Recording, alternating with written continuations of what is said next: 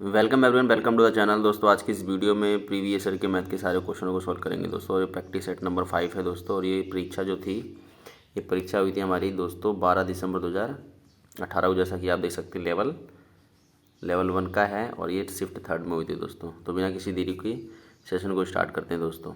और हाँ, चैनल पर नए हैं तो चैनल सब्सक्राइब जरूर करना है दोस्तों। ऐसे ही वीडियो पाने के लिए बेल आइकन को भी ऑन करना है दोस्तों। चलिए बिना देरी के सेशन को स्टार्ट करते हैं।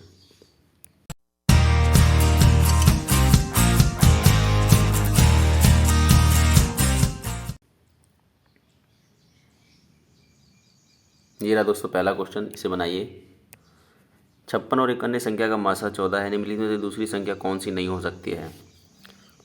ठीक है दोस्तों, देखो 14 चौके 56 है। देखिए ये 56 है, इसको कैसे लिख सकते हैं, 14 चौके 56। ठीक है दोस्तों, तो इसे ऑप्शन से करेंगे, मतलब दूसरी संख्या कौन नहीं हो सकती। दो संख्याओं का मासा है 14। ठीक है दोस्तों, तो दो संख्याओं का मासा 14 है, तो दो रिमेनिंग जो बच गया, जैसे ये 56 को हमने टुकड़ों में बांटा, 14 चौके 56, तो 4 और एक ऐसी रकम जैसे कि 70 लेते हैं। एक बार बताता हूँ आपको मैं, 14 पंजे 70। देखो दोस्तों, इसमें भी 14 है, इसमें भी 14 है, तो इन दोनों रकमों का HCF तो हमारा 14 आएगा। और ये देखो जो संख्या जो बची है, इसमें और कोई कॉमन नहीं होना चाहिए, तो इसका मतलब 70 भी एक इसका दूसरा संख्या हो सकता है। ठीक है दोस्तों, समझ रहे होंगे। ऐसे 142 लेते हैं। देखो दोस्तों, अब 14 3 कितना होता है दोस्तों, 42। देखो 14 भी है, 3 भी है, और इन दोनों में कॉमन है कोई नहीं, तो इसका मतलब 42 भी हो सकता है। इस हिसाब से 98 में भी होगा। एक यही संख्या होगी जो नहीं होगा, तो हमारा ऑप्शन नंबर ये हो जाएगा सही। ठीक है दोस्तों, क्योंकि इसमें ये पूछा है कि कौन सी संख्या नहीं हो सकती। वो दूसरी संख्या में से 70 भी हो सकती है, 42 भी हो सकती है, 98 भी हो सकती है, लेकिन 84 नहीं हो सकती। क्योंकि 84 इसलिए नहीं हो सकती क्योंकि अगर 14 के बाद वो करेंगे ना, तो जो रकम बचेगी उनमें कॉमन होगा। करके देख लेते हैं दोस्तों। देखो 84 को हम ऐसे लिखते हैं 14 6 84। तो देखो दोस्तों, ये जो HCF है इन दोनों रकमों का, तो ये सेम है, लेकिन 4 और 6 में 2 कॉमन आ सकता है, यानी कि 2 के पार्टे से दोनों कट सकते हैं। इसका मतलब ये संख्या 84 नहीं हो सकती। आई होप आपको दोस्तों समझ आया होगा, इजी क्वेश्चन था। चलिए नेक्स्ट क्वेश्चन पे चलते हैं। चलिए दोस्तों, ये क्वेश्चन बनाइए। देखिए दोस्तों, ये पाई चार्ट से है। देखो क्या कह रहा है क्वेश्चन दोस्तों, ये कह रहा है कि उपरोक्त आंकड़े देश और आयु वर्ग के जनता के वेतन को दर्शाता है। ये आयु वर्ग को दर्शाता है दोस्तों, जैसा कि आप देख सकते हैं। जो व्यवसाय सेटअप करने के लिए चीन जाते हैं, यदि किसी दिए गए वर्ष में 5 लाख लोग चीन गए, तो चीन जाने वाले 40 वर्ग की आयु के रूसी, ये किस किस कंट्री से गए हैं चीन, वो दिखा रखा है। और ये आयु वर्ग को दिखा रखा है दोस्तों।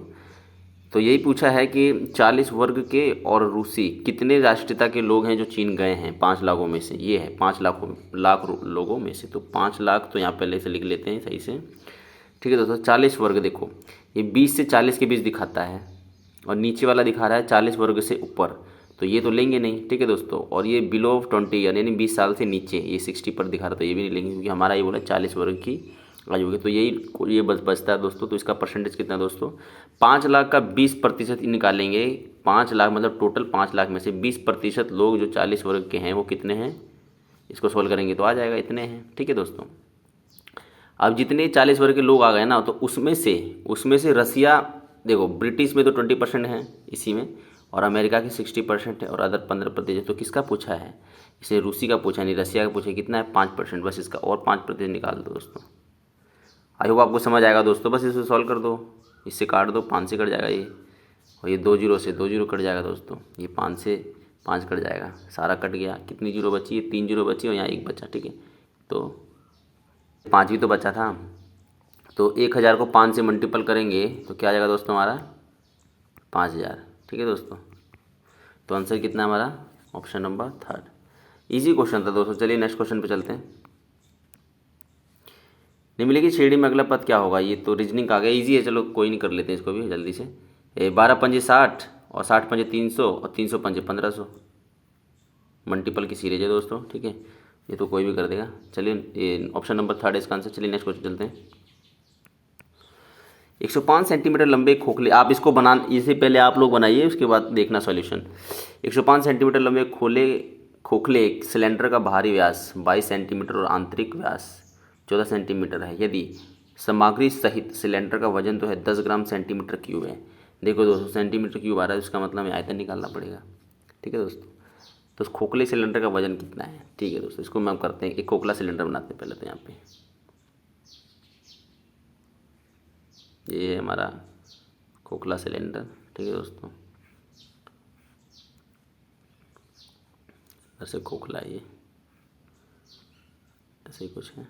ठीक है, ये देखो क्या कह रहा है, ये 105 सेंटीमीटर लंबे लिए 105 सेंटीमीटर क्या है, लंबा है, लेंथ इसकी है। और इसका जो बाहरी व्यास जो है ना, बाहरी व्यास 22 है, तो त्रिज्या कितनी हो जाएगी इसकी, बाहरी की त्रिज्या आ जाएगी 11 हो जाएगी, क्योंकि आधा होता है व्यास का। और आंतरिक त्रिज्या कितनी है, मतलब यहाँ से लेके आंतरिक वाली, ये वाली कितनी है इसकी, 14 है, तो इसे कितना हो जाएगा, 7 हो जाएगा। ठीक है दोस्तों, यहाँ से यहाँ 7 हो जाएगा और यहाँ से यहाँ तक 11 हो जाएगा। त्रिज्या आप समझ पा रहे होंगे इसको। ठीक है, मैं इसको ऊपर वाला यहाँ बना देता हूँ। यहाँ पे देखिए यूँ कह रहा है ये, इसको ऐसे खोलेंगे तो बाहरी जो त्रिज्या है वो कितनी है, 11 है, और आंतरिक त्रिज्या कितनी है इसकी, 7 है। ठीक है, क्योंकि व्यास का आधा त्रिज्या होता है ना, ये वहाँ बता रखा है। ठीक है, अब क्या कह रहा है, यदि सामग्री सहित, तो इसका खोखले का जो है ना, इसका आयतन निकालेंगे। तो आयतन कैसे निकालते हैं, बेलन का आयतन क्या होता है, बेलन का होता है आयतन पाई आर की स्क्वायर एच होता है। ठीक है दोस्तों, तो बड़े वाले में से छोटा वाला घटा देंगे तो खोखले का तो बचेगा ना ये दोस्तों, इसका ही तो बचेगा। ठीक है, तो इसमें से बड़े में से हम छोटे को घटा देंगे, तो माइनस में इसको हम बड़ा आर मान लेते हैं। यहाँ पे लिख देता हूँ आर की स्क्वायर, और ये पाई, ये छोटा आर की स्क्वायर की एच। ठीक है, यही आयतन होता है। तो कॉमन लेंगे तो पाई एच आ जाएगा, क्योंकि दोनों की हाइट सेम है। आर की स्क्वायर माइनस में छोटे आर की स्क्वायर, तो छोटा आर कितना है, बड़ा आर कितना है, 11, तो 11 का कितना होता है, 121 होता है। और छोटे वाले का कितना होता है स्क्वायर, 49 होगा। ठीक है दोस्तों, और इसका हो गया हमारा 22/7 मल्टीपल में एच की वैल्यू कितनी दे रखा है, 105। बस इसको सॉल्व कर दो, 121 में से 49 घटा दो इसमें से, तो 11 में से 9 गया तो कितना बचा, 2 बचेगा। 11 में से 4 गया तो कितना बचेगा, तो 7 बचेगा। और ये हमारा 7 से काट देते हैं इसको, 7 एकम 7, 7 पंजे 35, तो 22 मल्टीपल में 15। ठीक है दोस्तों, ये तो आ गया हमारा सेंटीमीटर क्यूब, ये आयतन हो गया खोखले का। ठीक है, अब ये क्या पूछा है, यहाँ देखो, यहाँ पूछा है कि एक सेंटीमीटर क्यूब है जो है 10 ग्राम है ना। इसका पर का मतलब क्या होता है, यहाँ पे लिखा 10 ग्राम पर सेंटीमीटर क्यूब, यानी 1 सेंटीमीटर क्यूब का जो भार है वो कितना, 10 ग्राम है। तो इतने सेंटीमीटर क्यूब का भार कितना जाएगा, 10 से मल्टीपल करेंगे, है ना दोस्तों। बस इसको सॉल्व कर दो, आपका आंसर आ जाएगा। ठीक है, और ये आ जाएगा ग्राम में आएगा ये, क्योंकि ग्राम में दे रखा हुआ है। तो इसको हम गुणा करेंगे, तो गुणा करेंगे कितना आएगा हमारा, देखिए, तो 22 को 15 दूनी 30 का 0 से लगा 3, 15 दूनी 30, 30 और 3 33 हो गया दोस्तों। और ये मल्टीपल में हमारा 72 है, 72, और भाई 10 तो था ही, तो 0 लगा देते हैं इसके पीछे। इसको गुणा करेंगे हम, इसको गुणा करते हैं यहाँ से 72 और इधर 33, 3 दूनी 6, 3 7 के 21, और 3 दूनी फिर ये 6, ये तो यही आएगा दोस्तों, उसको ले जा रहा है, तो 7 नहीं आएगा, 67332। ठीक है, और ये कितनी 0 है, 2 0 है दोस्तों। ठीक है, तो ग्राम में है, ग्राम में है, तो दोस्तों ग्राम मतलब 1000 ग्राम में कितना होता है, 1000 ग्राम में 1 किलो होता है। तो दोस्तों देखो ये ग्राम में है, इतना ग्राम आ गया दोस्तों। ठीक है, अब इसको हम 1000 से डिवाइड करेंगे तभी तो किलो में आएगा ना, तो 1000 से डिवाइड करने के तो 3 के बाद दशमलव लग जाएगा, तो कितना जाएगा 237 किलो 600 ग्राम हमारा क्या हो जाएगा दोस्तों, इस खोखले सिलेंडर का किलो आ जाएगा दोस्तों। मतलब इतना वजन का होगा, यानी कि 237 किलो 600 ग्राम का वो खोखला सिलेंडर होगा। Option number 3। ठीक है दोस्तों, चलिए नेक्स्ट क्वेश्चन पर चलते हैं। आई होप आपको समझ आएगा दोस्तों, इजी था ये भी। इनमें से कौन सी संख्या परिमेय संख्या, परिमेय संख्या वो संख्या होती है जो बट्टे में हो। ठीक है दोस्तों, तो देखो सारे ऑप्शनों में सेम ही रकम है, सारी की सारी, है ना, बट यहाँ पे इसका वर्गमूल की घात बदली हुई है सबकी। ठीक है, 243 का फैक्टर कर दो, 3 से करेंगे, 3 7 21, 3 8 24, 3 एकम 3, इसका फैक्टर करेंगे दोस्तों, फिर 3 से करेंगे, 3 दूनी 6, 3 7 21।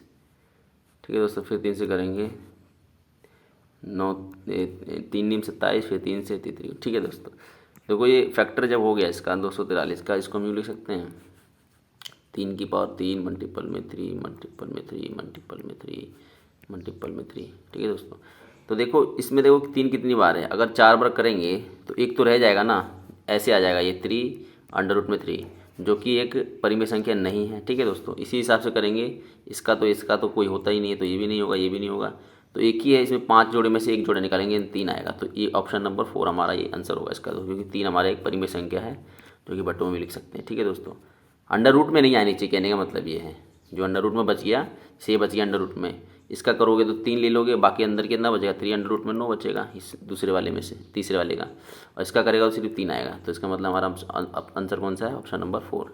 आई होप आपको समझ आएगा दोस्तों। चलिए नेक्स्ट क्वेश्चन चलते हैं। 144 210 का लसा ज्ञात करें।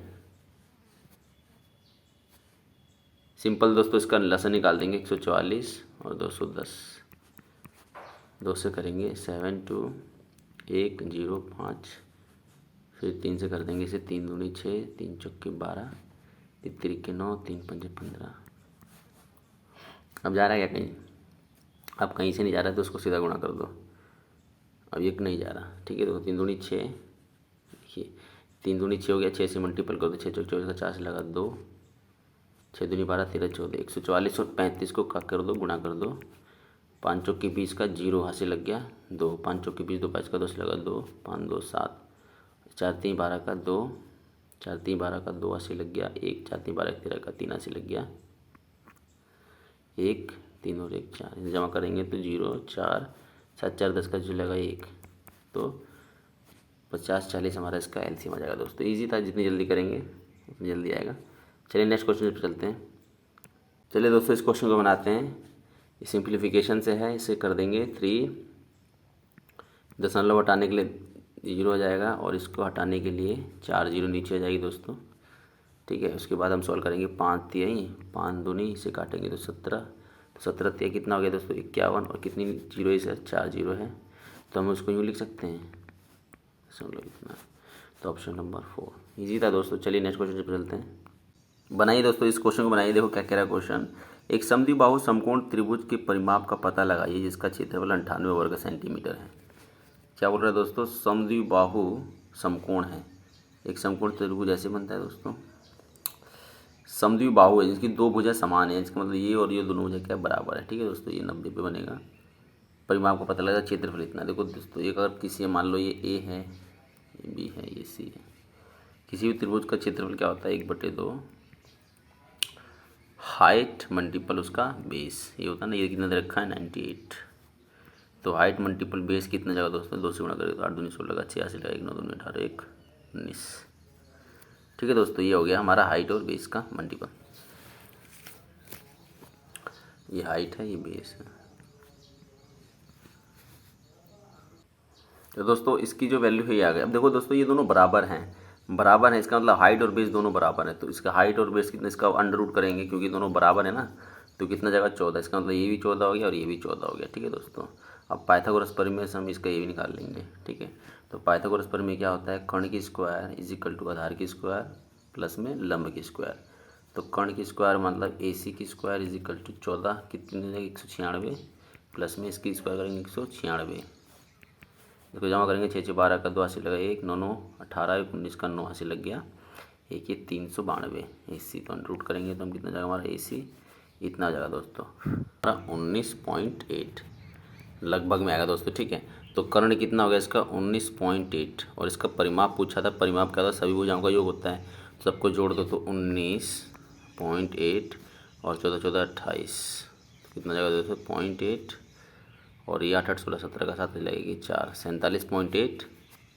सेंटीमीटर हमारा क्या जाएगा, इस पूरी आकृति का परिमाप आ जाएगा, जो ऑप्शन नंबर 3 में। ठीक है दोस्तों, और ये तो आपको इसका अंडर रूट 392 का अंडर रूट निकालने आता ही होगा बेसिक से, चाहे कैसे भी निकाल लेना, ईजी है। ठीक है दोस्तों, तो चलिए नेक्स्ट क्वेश्चन पर चलते हैं।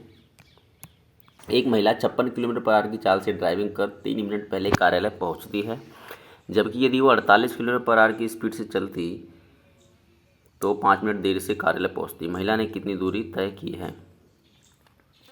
ठीक है दोस्तों, कार्यालय और घर की दूरी मान लो दोस्तों D है। ठीक है, इस दूरी को अगर वो 56 किलोमीटर पर आवर की स्पीड से चलती तो इतना समय लगाती, तो 3 मिनट कार्यालय पहले पहुंच जाती है, यानी जल्दी पहुंच जाती है। तो हम इसे प्लस करेंगे जो पहले पहुंच जाता है, और ये मिनट में तो 60 कर देंगे, तो इतना समय लग गया। तो ये समय इस समय के इक्वल है। अगर ये इसी स्पीड से चलती, इसी दूरी को तय करती तो इतना समय लेती। तो अब इस केस में क्या होता है, 5 मिनट लेट पहुंचती है। तो लेट पहुंचती है तो माइनस करते हैं हम ये 60 क्योंकि मिनट में तो घंटे में बदलना है, ठीक है। तो बस ये टाइम इसके इक्वल, इसको सॉल्व कर देंगे तो 360 इधर उधर कर देंगे जब प्लस में हो जाएगा ये, और इसका करेंगे तो डी बटे में 48 माइनस में डी बटे में 56 है। इनका एलसीएम ले लो, चाहे दोनों को गुणा कर दो, एक ही बात पड़ती है, सॉल्व ही करना होता है, कैसे भी करो सॉल्व। तो ये 56D माइनस में 48D, उसको करेंगे तो 8 बटे में 60, ठीक है दोस्तों। तो इसको सॉल्व करेंगे, 56 में से 48 गया तो 8D बचेगा, और इधर बचेगा 48 मल्टीपल में 56, ये 8 बटे में 60। तो 8 से 8 कैंसिल हो गया, तो डी की वैल्यू कितनी आ जाएगी हमारी, ये हो जाएगी हमारी यहाँ लिख देता हूँ 48 मल्टीपल में 56 divided by 60 is equal to, बस इसको सॉल्व कर दो दोस्तों। इसको सॉल्व करेंगे तो अपना आ जाएगा, सॉल्व कर लेते हैं थोड़ा सा इसको, 6 से काटते हैं, 6 8 48, 8 से कट गया, ये 10 बचा नीचे, ठीक है दोस्तों। अब देखो, अब 8 6 48 का 8 हासिल लग गया 4, 8 5 40 4 44, और नीचे 10 था तो एक दशमलव लगा देंगे यहाँ पे, ठीक है दोस्तों। तो 44.8 किलोमीटर घर और ऑफिस के बीच की दूरी होगी दोस्तों, ठीक है दोस्तों। आई होप, इसे कई तरीके से भी कर सकते हैं, लेकिन मैं ये प्रीफर करता हूँ। चलो दोस्तों चलते हैं अगला क्वेश्चन। ये धनराशि को 4 साल के लिए निवेश करने पर परिपक्व पर्व राशि 1560 हो जाती है। यदि धनराशि और 2 वर्ष सालों के लिए निवेश की जाती है तो परिपक्व पर देय राशि 180 बढ़ जाती है। निवेश की गई राशि निकालनी थी दोस्तों। देखो दोस्तों, मैं ना CI बोला ना SI बोला है, तो हम CI मान के चलते हैं, ठीक है दोस्तों, ये याद रखना। सिंपल इंटरेस्ट से सॉल्व करेंगे। देखिए दोस्तों, 4 सालों में इतनी हो जाती है और अगले 2 वर्षों में 180 बढ़ जाती है, यानी 2 सालों में कितना बढ़ रही है दोस्तों, 180। तो 1 साल में कितना बढ़ी होगी, 90, ठीक है दोस्तों। डिवाइड कर दिया सीधा दोस्तों से, 1 साल में कितना बढ़ रही है, 90। तो 4 सालों में कितनी बड़ी होगी, 9 चौक 36 बड़ी होगी ना, 9 चौक 36 बड़ी होगी। देखो लिखा ना, 4 सालों में, 1 साल में 90 बढ़ रही है, तो 4 सालों में 360 बड़ी होगी। तो प्रिंसिपल ही तो पूछा है, तो बढ़ने के बाद अमाउंट आई ना 1560। मान लो कोई प्रिंसिपल रही होगी और ये अमाउंट बढ़ी 360, तो इसी की तो वैल्यू दे रखा है टोटल 1560। आई होप आपको समझ आ। तो प्रिंसिपल कितना जाएगा, इसमें से घटा दो, कितना जाएगा हमारा, आ जाएगा घटाने के बाद आ जाएगा 1200, ठीक है दोस्तों। घटा लो, 0 से 0 गया, 0 आ गया, 6 से 6 गया 0, 15 में देंगे 2, ठीक है दोस्तों। तो प्रिंसिपल कितनी थी, 1200। ईजी क्वेश्चन था दोस्तों। चलिए नेक्स्ट क्वेश्चन चलते हैं। ये क्वेश्चन बनाएंगे दोस्तों। एक परीक्षा में रंजन ने अब तक जितने प्रश्नों को जांचा जा चुका है उसके 50 अंकों में से 76 अंक प्राप्त किए। एक रंजन कोई परीक्षार्थी है, उसके 50 अंकों में से 76 अंक आए हैं, ठीक है, और अभी भी उसका एक क्वेश्चन जांचना शेष है, ठीक है। ये क्वेश्चन कह रहा है, सरल भाषा में बताऊँ तो, जबकि एक प्रश्न अब जांचना भी शेष है, उस प्रश्न में उसने पूर्ण अंक प्राप्त किए, जिससे उसका कुल प्रतिशत बढ़कर 80% हो जाता है। उस प्रश्न को मिलाकर परीक्षा में टोटल अंक कितने, मतलब टोटल नंबर ऑफ अंक पूछ रहा है, मतलब परीक्षा कितने की थी, कितने नंबर की थी, ये पूछा है, ठीक है दोस्तों। रंजन एक परीक्षार्थी है, ये बात याद रखना। देखो 50 अंकों में से पहले 76% अंक प्राप्त किया, तो 50 का 76% कितना हो जाएगा दोस्तों, 50 दूनी 2, 2 से काटेंगे तो 3 3 6 और ये 38, मतलब उसके 38 नंबर आए हैं, ठीक है, 38 नंबर आए हैं। तो देखो टोटल परीक्षा कितनी की थी, अभी तो नहीं पता, लेकिन हाँ एक क्वेश्चन बाकी है, उस क्वेश्चन को सम्मिलित करेंगे तब हमें टोटल नंबर ऑफ निकल जाएगी अंक है। तो अभी तो खैर 50 है, तो एक नंबर मान लो, उस नंबर में वो जो क्वेश्चन उसमें पूर्ण अंक प्राप्त कर दिए उसने, जितने नंबर का था वो क्वेश्चन उतने ही नंबर प्राप्त कर लिए। तो टोटल नंबर ऑफ कितना, मान लो उस जो एक रह गया उसका x नंबर ऑफ टोटल अंक है, तो 50 तो अभी तक था और एक होती टोटल आ गया, ठीक है दोस्तों। अभी तक उसके 38 नंबर आए हैं, कितने आए 38, और उस क्वेश्चन में उसको टोटल फुल मार्क मिल गए। फुल मार्क मतलब जितने नंबर का था उतने ही नंबर भी आ गए, तो 38 तो मिले हैं रंजन को, और जो पूरा मिला है उसको पूरा का पूरा मिल गया। मतलब देखो ये भी x और ये इक्वल इसलिए होगा क्योंकि जितने नंबर का था उतना, तो टोटल नंबर में भी तो 50 था, और ये जो टोटल हो गया, और उसके नंबर कितने प्राप्त कर दिए उसने, इतने प्राप्त कर दिए, तो कितना हो जाता है उसका 80% हो जाता है दोस्तों, ठीक है, ये बोला है दोस्तों, ठीक है। अब इसको सॉल्व कर देंगे। आई होप आपको समझ आएगा, ध्यान से पढ़ना तो समझ आ जाएगा। इसको क्रॉस मल्टीपल गुणा कर देंगे कि इसको, तो कितना जाएगा, ये 38 हो जाएगा, प्लस में 100x, इसको सॉल्व करेंगे तो 8 पंजे 40 और ये 200 और प्लस में 80x। 80 को इधर ले जाएंगे तो 20x आ जाएगा, इसको इधर ले जाएंगे तो 200 आ जाएगा। ठीक है दोस्तों, तो x की वैल्यू कितनी जाएगी दोस्तों हमारी 10। ठीक है, तो टोटल अंक पूछा है ना। देखिए अभी तक तो एक क्वेश्चन को छोड़ने के बाद टोटल अंक कितने थे, 50 थे। अब उस क्वेश्चन में पूरे नंबर आने के बाद उसके 80% अंक तो हो जाते हैं, लेकिन टोटल अंक कितने थे, एक उस क्वेश्चन को लेने के बाद कितने, 50 से 10 कितने हो जाएंगे, 60। तो टोटल परीक्षा कितने अंकों की थी, टोटल 16 अंकों की थी दोस्तों, ऑप्शन नंबर 2। आई होप आपको समझ आया होगा। चलिए नेक्स्ट क्वेश्चन पे चलते हैं। चलिए दोस्तों इस क्वेश्चन को बनाते हैं। 18 लोग 24 दिनों में एक काम पूरा कर सकते हैं, लेकिन 3 दिनों के लिए एक साथ काम करने के बाद उनके नियोक्ता चाहते थे कि काम को कुल 12 दिनों में पूरा किया जाना चाहिए। समय सीमा को पूरा करने के लिए कितने श्रमिकों को नियोजित करना की आवश्यकता है। देखो तो टाइम एंड वर्क का क्वेश्चन है, इसे बनाएंगे। हमें एक दिन में 1 यूनिट बनाता है, तो 18 लोग कितना बनाएंगे, 18 यूनिट बनाएंगे ना, क्योंकि 18 को 1 से मल्टीपल करेंगे तो 18 ही आएगा। 24 दिन में कितना बनाएंगे, 24, यानी कि टोटल वर्क आ गया। ठीक है दोस्तों, अब इस टोटल वर्क में 3 दिनों तक तो साथ काम करते हैं, 18 लोग 3 दिनों तक साथ काम करते हैं, लेकिन अब उसका नियोक्ता चाहते हैं कि पूरा काम ना 12 दिन में ख़त्म हो जाए। 3 दिन तो यहाँ लग गए, बचा कितने दिन, 9 दिन। 9 दिन लगे ना दोस्तों। अब ये 9 दिन तो लगे हैं, और कर्म अब आदमी कितने हैं, देखो यहाँ प्लस का होगा, आदमी कितने हैं, 18 हैं, और नियोजित करना है, जो नियोजित करना मान लो x हैं। ठीक है दोस्तों, तो ये और ये इन टोटल को मिला के टोटल वर्क के बराबर होगा। ठीक है दोस्तों, क्योंकि 3 दिन तक उन्होंने काम किया है और 9 दिन बचे हैं, क्योंकि 12 दिन में कंप्लीट करना है तो पूरा काम, ये वाला पूरा काम। तो कितने आदमी को लगाना है उसको हमने x माना है, इसको बस सॉल्व कर देंगे। देखो दोस्तों इसको इधर लेके जाएंगे तो कितना हो जाएगा हमारा, ये हो जाएगा हमारा 21 मल्टीपल में 18, दोनों सेम है ना ये सारी। ठीक है, और इजिकल टू कितना जाएगा हमारा 18 प्लस में x मल्टीपल में 9। बस सॉल्व कर देंगे, 9 से काट देंगे, 9 दूनी 18 से सॉल्व करेंगे तो 2 4 इजिकल टू में 18 प्लस में x, 18 को इधर ले आएंगे तो माइनस कर देंगे, कितनी जगह 4 और ये 2। तो x क्या था हमारा, कितने लोगों को लगाना है, यहाँ पे लोगों की संख्या तो थी यहाँ देखो। ठीक है, तो कितने लोगों को लगाना पड़ेगा 12 दिन के अंदर कंप्लीट करने के लिए काम को, 24 लोगों को लगाने की ज़रूरत पड़ेगी दोस्तों, ऑप्शन नंबर 2। ईजी क्वेश्चन था दोस्तों। चलिए नेक्स्ट क्वेश्चन पे चलते हैं।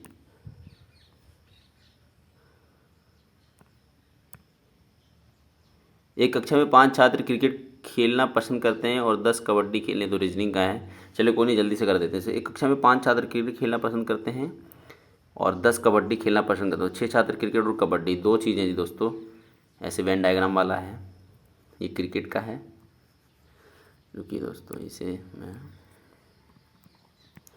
क्रिकेट का है, ये कबड्डी का है। ठीक है दोस्तों, तो क्रिकेट कितने बच्चे खेल रहे हैं, 5 छात्र क्रिकेट खेलना पसंद करते हैं और 10 कबड्डी, और 6 छात्र दोनों, ये 6 छात्र दोनों। ठीक है, ये इसमें लिखेंगे इस वाले में, क्योंकि कॉमन है ना, ये दोनों खेलना पसंद करते हैं। कितने छात्र कबड्डी या क्रिकेट या दोनों खेल पसंद करते हैं, मतलब कहने का मतलब टोटल सबका पूछ रहा है। कबड्डी कितने खेलते हैं, क्रिकेट कितने खेलते हैं, और दोनों कितना खेलते हैं, तो सबका सम निकालना है। तो कितना जाएगा, 16 5 21, यही पूछा था दोस्तों। इजी क्वेश्चन था ये, रीजनिंग का है। चलिए नेक्स्ट क्वेश्चन चलते हैं। सबसे छोटी संख्या क्या है जिसमें ठीक 11 गुणक है। 11 का गुणक देखना है, इसमें से ऑप्शन में से देखेंगे दोस्तों। आसान क्वेश्चन है ये भी, मतलब देख लेंगे 11 से जा रहा है कि नहीं पूरा पूरा, बस इतना दिखा करना है इसमें।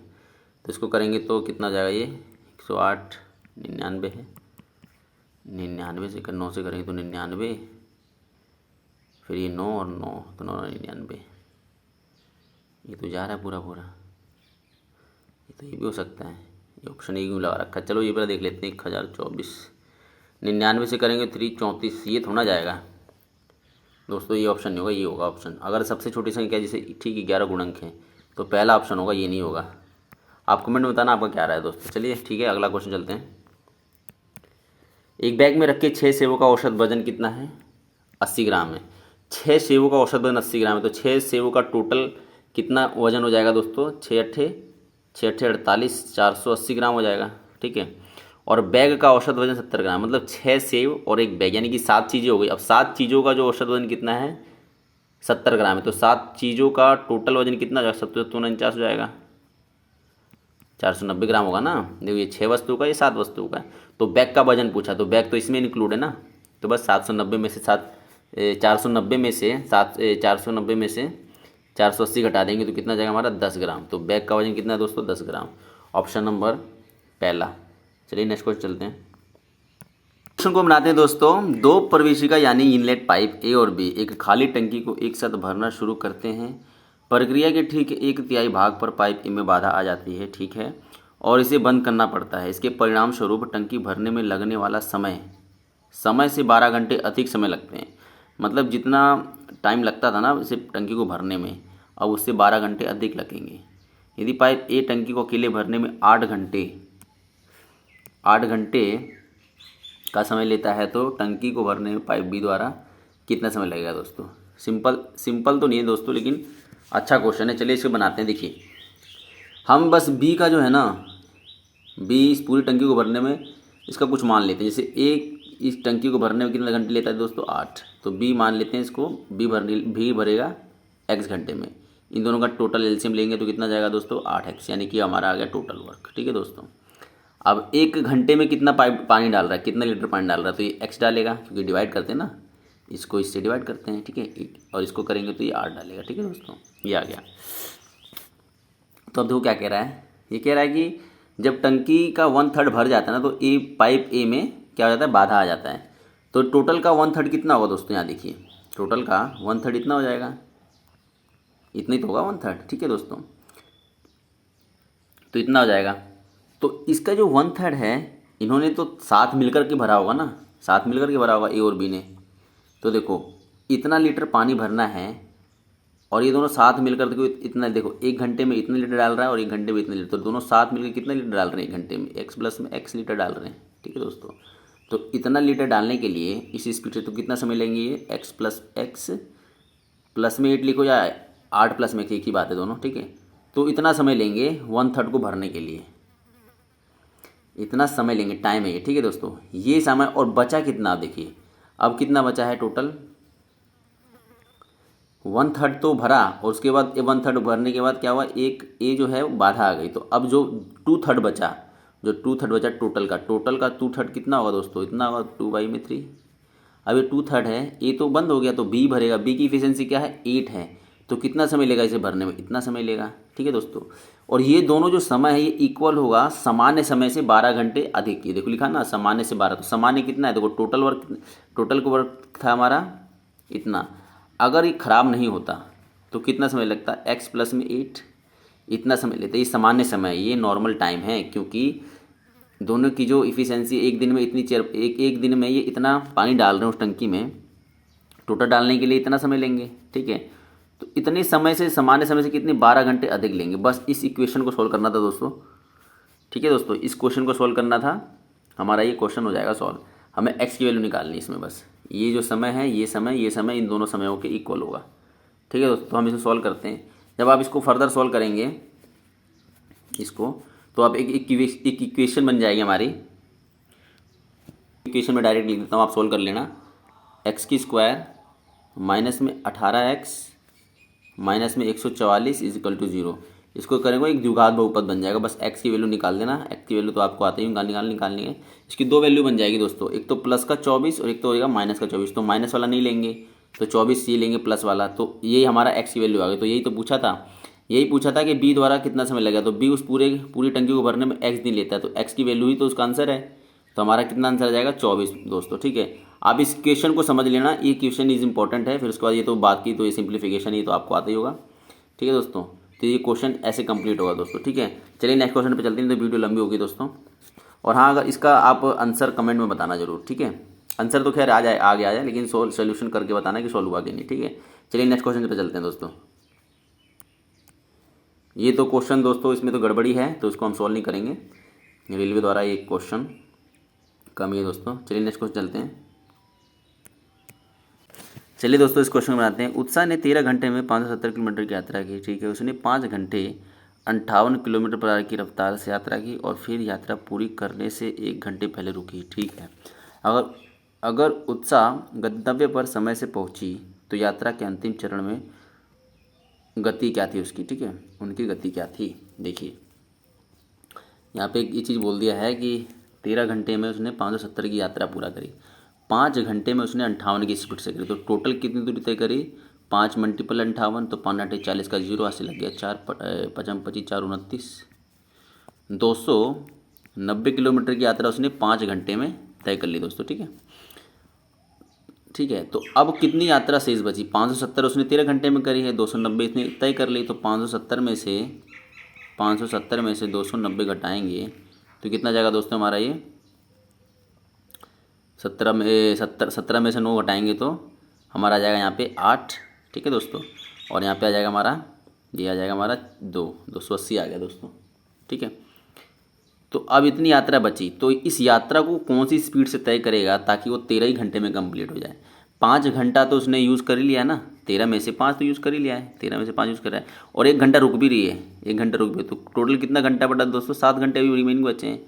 तो समय पर ख़त्म करने के लिए उसको ये दूरी, इतनी दूरी तय करनी है कितने घंटे में, 7 घंटे में। तो स्पीड क्या होगी दोस्तों, 7 चौक 28 यानी कि 40 किलोमीटर पर आवर, ठीक है दोस्तों, 40 किलोमीटर और 40 किलोमीटर पर आवर उसकी गति इस स्पीड से चलना पड़ेगा उस टाइम के अंदर कंप्लीट करने के लिए इस यात्रा को, ठीक है दोस्तों। तो ये ऑप्शन नंबर हमारा दूसरा होगा दोस्तों। चलिए नेक्स्ट क्वेश्चन चलते हैं, इजी क्वेश्चन था ये भी। चलिए दोस्तों इस क्वेश्चन को करते हैं। भूमि पर एक बिंदु से 24 मीटर ऊंचे टावर के शिखर का उन्नयन कोण, ठीक है दोस्तों, एक भूमि से यहाँ बनाते हैं हम, एक टावर है भूमि के इस बिंदु से यहाँ से, ठीक है दोस्तों, ये 24 मीटर का है, उन्नयन कोण कितने का है, 60 का, ये 60 का है, ये होता है उन्नयन कोण।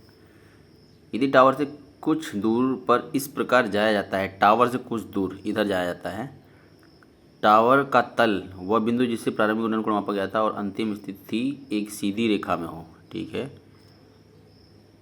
एक सीधी रेखा में हो जाते हैं तो टावर के शीर्ष का उन्नयन कोण 30 हो जाता है, ये 30 हो जाता है दोस्तों, ठीक है, ये 60 था। तो टावर के शीर्ष का उन्नयन कोण 30 हो जाता है। प्रारंभिक बिंदु और अंतिम बिंदु के बीच की दूरी, ये दूरी और इन दोनों के बीच की दूरी, इसको मान लेते हैं x, ठीक है दोस्तों, और इसको मान लेते हैं a, ये b है, ये c है, ये d है, इसको नाम दे देते हैं, ठीक है। हमें ca की वैल्यू निकालनी है, नहीं x की वैल्यू निकालनी है दूसरी।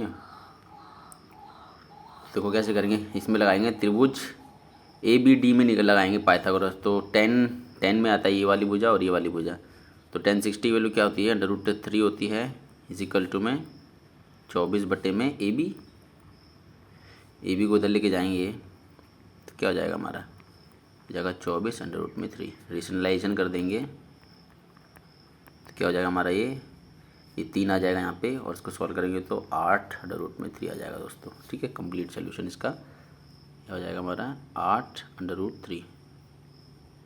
AB की वैल्यू कितनी आ गई, 8 √3, ठीक है। अब इस पूरे में लाएंगे यानी कि त्रिभुज CDB में, तो क्या क्या होगा, 1030 की वैल्यू कितनी होती है, 1030 की वैल्यू होती है 1/√3 इजिकल टू में 24 लंब, और आधार कितना है, CB की टोटल वैल्यू कितनी जाएगी, x प्लस में 8 √3, ठीक है दोस्तों। क्रॉस मल्टीपल गुणा कर देंगे तो हो जाएगा x प्लस में 8 √3 इजिकल टू में 24 √3। तो x की वैल्यू कितनी जाएगी दोस्तों, इसको उधर हम माइनस कर देंगे तो कितना होगा, 24 में से 8 गया तो 16 √3। तो यही तो पूछा था, इसी की तो वैल्यू पूछा था। तो उन दोनों के बीच उन बिंदुओं के बीच की दूरी कितनी है दोस्तों, 16 √3, option number 3। I hope guys आपको समझ आया होगा। चलिए नेक्स्ट क्वेश्चन जब चलते हैं दोस्तों। यदि संख्या से 11 से विभाज्य तो x का मान क्या याद करें। 11 से विभाज्य का नियम याद होना चाहिए दोस्तों। ऑड प्लेसेस और इवन प्लेसेस का जो सम है उनका जो अंतर है या तो 0 आए या 11 का मल्टीपल आए दोस्तों, ये होता है, ठीक है। तो उसको सॉल्व करेंगे, 0x और ये 5, इसका ये देख लेंगे कितना हो गया, ये 4 3 7 8 12, और ये कितना हो गया, माइनस में 0 प्लस में x यानी x आएगा। इनको माइनस करने पर या तो 0 आए या तो 11 का मल्टीपल आए, ठीक है दोस्तों। अगर यहाँ पे हम x की जगह 12 रखते हैं तो जो 0 आ जाएगा, लेकिन ऑप्शन में 12 है नहीं ना, तो x की जगह 1 रखेंगे, अगर पहला ऑप्शन रखते हैं तो क्या आएगा, 11, और 11 से जाएगा ना, तो हमारा ऑप्शन नंबर 1 ही होगा आंसर। आई होप गाइस आपको समझ आया होगा। चलिए नेक्स्ट क्वेश्चन जब चलते हैं। 21 मीटर ऊंचे एक प्लेटफॉर्म के शीर्ष से, एक प्लेटफॉर्म है, कितना है दोस्तों, 21 मीटर ऊंचा, ये प्लेटफॉर्म बना दिया मैंने। शीर्ष से एक टावर की ऊंचाई, एक टावर है यहाँ पे, कोई टावर है, शीर्ष से इसका उन्नयन कोण कितना है 60 का, ये कितना है दोस्तों 60। अगर प्लेटफॉर्म टावर से कितना मीटर दूर है दोस्तों, 63√3 मीटर ऊंचा है, तो टावर कितना मीटर लंबा है, यानी इसकी और इसकी वैल्यू निकालनी है दोस्तों, ठीक है। अगर ये 21 है तो ये भी 21 होगा, अगर ये इतना है 63 ये भी यही होगा, क्योंकि एक आयत बन गया तो आयत के आमने सामने की भुजा बराबर होती है, ठीक है। तो इसमें 10 लगाएंगे, इसको मान लेते हैं h, इतनी दूरी को मान लेते हैं h, ठीक है। तो 60 वैल्यू क्या होती है, √3 इजिकल टू में h बाई में इसका आधार ये वाला, तो कितना है 63√3। तो इसको सॉल्व करेंगे तो कितना हो जाएगा हमारा, ये जाएगा 3 के 9 6 18, h की वैल्यू कितनी आ गई दोस्तों, इतनी आ गई 189, ठीक है। अब इसके टोटल पूछा था तो 21 और जमा कर दो इसमें, यहाँ से लेके यहाँ तक ही तो पूछा है ना, टावर कितना मीटर लंबा ये तो पूछा है, तो 0 का 0 ऐसे लगा 1, 10 11 का ऐसे लगा 210 मीटर, ठीक है दोस्तों। ऑप्शन नंबर 3, ये तो ईजी था, ठीक है दोस्तों। अगला क्वेश्चन चलते हैं। एक दुकान पर काम करने के लिए जोश, कार्ल और लिली को कुल 14,500 भुगतान किए जाते हैं, प्रत्येक को उसके द्वारा किए गए काम के घंटों के अनुपात में भुगतान किया जाता है। जोश 45, ठीक है, यहीं पे कर लेते हैं, ये 45 करता है जोश का, कार्ल्स कितना करता है 65, ठीक है दोस्तों, और लिली कितनी करती है 45, बस इनका रेशियो बना लो, ठीक है दोस्तों। कितने से काटेंगे 5 से, तो 5 निम 5 एकम 5 3, और ये 5 7, अब नहीं कट रहा है दोस्तों। किसका पूछा है इसने, जोश का, जोश कौन सा है, ये वाला है ना, तो 9 और टोटल का सम होता है, तो 20 और ये 29 हो गया। कितनी अमाउंट है ये, कितनी अमाउंट है 14,500, बस सॉल्व कर देंगे, कितने से आएगा ये, 5 से कर देंगे, 5 हाँ 5 से कर जाएगा पूरा, तो 9 पंजे 4500 रुपये मिलेंगे किसको, जो उसको पूछा था ना, तो जो उसको कितना मिलेगा 4500 रुपये मिलेंगे दोस्तों। ये इजी क्वेश्चन था, इस अमाउंट को बस इस रेशियो में बांटना था, ये रेशियो आ गया ना। ठीक है दोस्तों, चलिए नेक्स्ट क्वेश्चन चलते हैं। निम्नलिखित पाई चार्ट एक कंपनी द्वारा वर्ष 2016 की तीसरी तिमाही में पेंट के विभिन्न रंगों की बिक्री दर्शाता है, ठीक है। तीसरी तिमाही में बैंड की विभिन्न रंगों की बिक्री दर्शाता है दोस्तों, यानी कि येलो का ये है, पिंक का ये है। तो क्या पूछा, यदि पेंटों की कुल बिक्री इतनी है तो पीले येलो रंग की बिक्री कितनी हुई। पीले रंग की, येलो कौन सा है, येलो है हमारा ये वाला 30%, ठीक है दोस्तों। तो बस कुछ नहीं करना, ये 216 को ना 2,16,000 ये लिखा हुआ है, इसको इसका 30% निकाल दो, कितने से 0 से 0 गया, 0 से 0, बस 16 6 3 18 का 8 हाथ से लग गया, 1 3 और 1 4 और 3 दूनी 6, कितनी 0 है 2 0 है, तो 64,800 हमारा क्या जाएगा दोस्तों आंसर। ये पॉइंट नहीं है, कोमा होगा, ठीक है। तो ऑप्शन नंबर 4। चलिए दोस्तों, आशा आई होप आपको समझ आएगा। चलिए नेक्स्ट क्वेश्चन चलते हैं। ये देखो, इसमें से अधिकतम की गणना करें, इसमें से कौन सा बड़ा है वो निकालना। देखो ये जो है ना, यहाँ से यहाँ तक ये एक है, क्योंकि कोमा लग गया ना, ये एक चीज़ है, और ये तो अलग है, ये भी अलग है और ये अलग है, चार रकमें हैं। तो पहले को सॉल्व करेंगे दोस्तों, जब इसको सॉल्व करेंगे 3 के 9 0 9 दशमलव आ जाएगा, और प्लस में दशमलव यहाँ पे आएगा, ठीक है, प्लस में 0.3। इसको फर्दर सॉल्व करेंगे तो कितना जाएगा दोस्तों हमारा, ये जाएगा 0.39, ठीक है।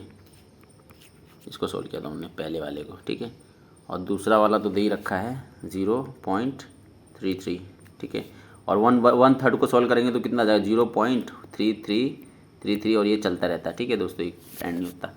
और ये 0 पॉइंट इसका निकालेंगे, देखो इसको कैसे कर सकते हैं, इसको हम यहाँ पे लिखते हैं, देखिए √0.3 है ना, इसको ही लिख सकते हैं 3/10 लिख सकते हैं ना, और √3 की वैल्यू कितनी 1.73 होती है ना, और इसका करेंगे √10 का, तो लगभग 33 या 3 के कुछ आसपास आएगा ना, 3 समथिंग। हमें बस ये देखना है कि कौन सी रकम बड़ी है, ठीक है ना दोस्तों। तो अगर हम इसको सॉल्व करेंगे, देखिए ये 2 0 को हटा दो, तो कुल मिला के देखो इसको ऐसे सॉल्व करोगे तो 3 इसका 10 का कर ही लेते हैं ना एक बार, क्या होता है 10 का करेंगे तो 0.00 3 के 10033 एक बार में जाएगा। तो 0.1 कम के एक ही ले लेते हैं पॉइंट, ठीक है। तो 1 से 1 दशमलव कट जाएगा, तो समथिंग लाइक ये कुछ ऐसे बनेगा 173 और 300 1 दशमलव ले लेते हैं दोस्तों, मान के चलो इसको हटा दो, 1 पॉइंट इतना ले लो, 1.1 ले लो, ठीक है। तो कितना हो गया ये हमारा, ये हो गया दशमलव दशमलव कट 17 और डिवाइडेड बाई 31। सॉल्व करेंगे तो 300 0 और 0 पॉइंट यहाँ पे आ जाएगा। तो कितने से करेंगे इसको हम, 170 है, तो ये लगभग में 5 बार में जाएगा ना, 5 बार में लगभग में, तो 5 मतलब कुल मिला के इसको अगर हम सॉल्व करेंगे तो 0 दशमलव समथिंग समथिंग कुछ आएगा। तो इन सबसे तो बड़ा ही है ना, देखो ये 0.3 है, ये 0.3, ये भी 0.3, ये 0.5, इसका मतलब इन सब में क्या बड़ा है, यही बड़ा है, इनका मतलब देखता हूँ क्या है, यही है ना, ठीक है। तो ऑप्शन नंबर 2 आई आपको समझ आएगा। चलो नेक्स्ट क्वेश्चन चलते हैं। ये सिंप्लीफिकेशन है दोस्तों, से सॉल्व करेंगे। 324 डिवाइड का है तो मल्टीपल करेंगे तो बट्टे में चला जाता है, तो ये 3 मल्टीपल में 3 हो जाएगा, और ये मल्टीपल में 3 है और प्लस में 3 है, ठीक है। 3 से 3 कैंसिल आउट हो जाएगा, फिर 3 से काटेंगे, 3 कम 3, 3 सत्ती के 3 8 24, फिर 3 से काटेंगे, 3 9 30, 3 के 9 हो गया, और 3 6 18, 96 हो गया कट के, ये 96 हो गया, ये तो कट गया था प्लस में 3, ना 3 के 9 3 आएगा ना यहाँ पे, सॉरी 3 के 108 को जब 3 से काटेंगे तो 3 3 के 9 हो जाएगा, और ये 3 6 18 36 प्लस में 3 इसका 39। ईजी है क्वेश्चन, ठीक है दोस्तों, सिंप्लीफिकेशन नहीं करता। चलिए नेक्स्ट क्वेश्चन चलते हैं। ये तो दोस्तों रेलवे द्वारा ही गलत है, इसमें कमी है, लेकिन फिर भी देखो करते हैं या देख लो एक बार किस फील्ड से आया हुआ है। 16 सेंटीमीटर घेरे वाले फल को उसके केंद्र की दूरी से काटते हुए उसके 8 बराबर कर किए जाते हैं। देखो 16 सेंटीमीटर घेरे वाले फल, कोई फल है ये 16 सेंटीमीटर, इसका परिधि यानी कि 2 पाई आर की वैल्यू रखा है 16, ठीक है दोस्तों। इसको 8 भागों में बांटोगे आप तो यूँ कटेगा, ये इस वैल्यू निकालना है, तो इसका कैसे निकालते हैं, 1/8 है पाई आर स्क्वायर, इसी की तो वैल्यू निकालनी है, ठीक है। तो बस कुछ नहीं करना है, इससे हमें आर की वैल्यू निकल जाएगी इससे आर की वैल्यू निकल जाए, आर की वैल्यू इसमें पुट कर देना और आंसर देख लेना इसमें से कौन सा ऑप्शन, लेकिन नहीं आएगा क्योंकि ये क्वेश्चन नहीं गलत है, ठीक है दोस्तों। चलिए नेक्स्ट क्वेश्चन चलते हैं दोस्तों। इस वीडियो में सारे क्वेश्चन सॉल्व हो गए दोस्तों, और सेशन पसंद आया तो सेशन को लाइक शेयर कमेंट जरूर करना, और ऐसी वीडियो पाने के लिए चैनल सब्सक्राइब और बेल आइकन को ऑन जरूर कर लेना दोस्तों। तो मिलते हैं किसी और वीडियो में, तब तक के लिए बाय।